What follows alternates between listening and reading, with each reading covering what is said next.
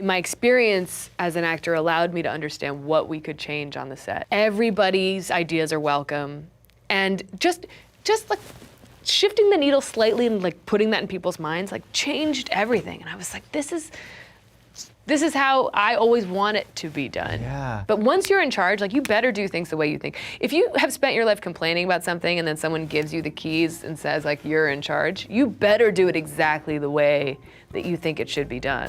Welcome back to Shining a Light, the show that celebrates children and family stories of resilience across the world. I'm your host, Sean Conrad, and this week we're looking at representation in media and how it affects real-life change in the lives of real people. For inspirational stories about children and families every Thursday, like this video and subscribe to Shine Global. All right, let's get into it.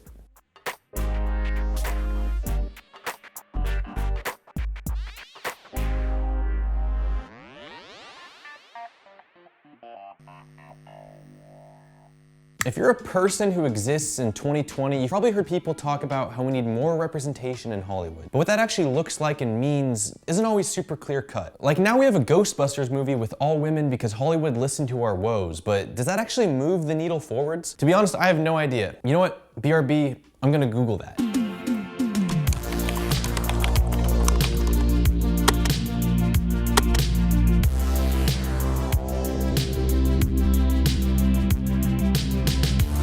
Yeah, I had no idea. Go watch that movie right now. But ghostbusting women aside, what I do know is that Shine Global films have had a real-world impact that can be measured. For starters, you may have seen one of Shine Global's films called Innocente, which won the 2013 Academy Award for Best Documentary Short. If you haven't, here's a snippet from the trailer.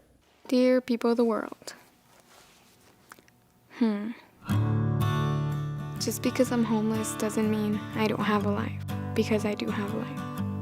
I'm a girl who likes to jump in puddles and likes flowers. When I paint, I feel happy, so it's a good way to start my mornings. Just paint on something. And what better place than my face?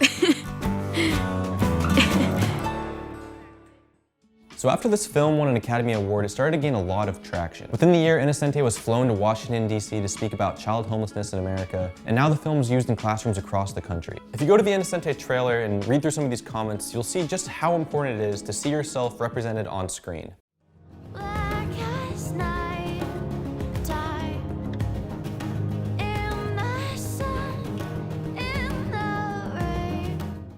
Everyone takes something different away from the film, but it's clear Innocente gives a voice and a face to kids, to girls, to artists, to homelessness, and really to anyone who sees a fellow human being who wants something better for themselves in her story. And for those of you who are wondering, Innocente is no longer homeless and is now a working artist. You can follow her journey here. Also, both of my bosses are strong, industrious women, so you should like this video and subscribe to Shine Global so they let me keep doing this. All right, I want to show you one more Shine Global produced film that exemplifies the importance of representation in media. Here's a clip from the trailer of Shine Global's 2016 film, The Eagle Huntress.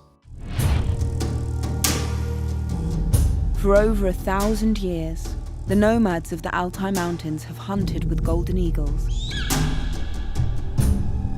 A precious skill that has traditionally been handed down from father to son.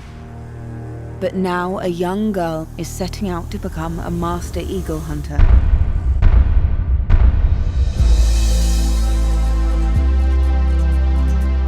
Meet Ashulpan. She's 13 years old. She's strong. She's brave. And she's a total natural. But when the competition ends, the real test begins.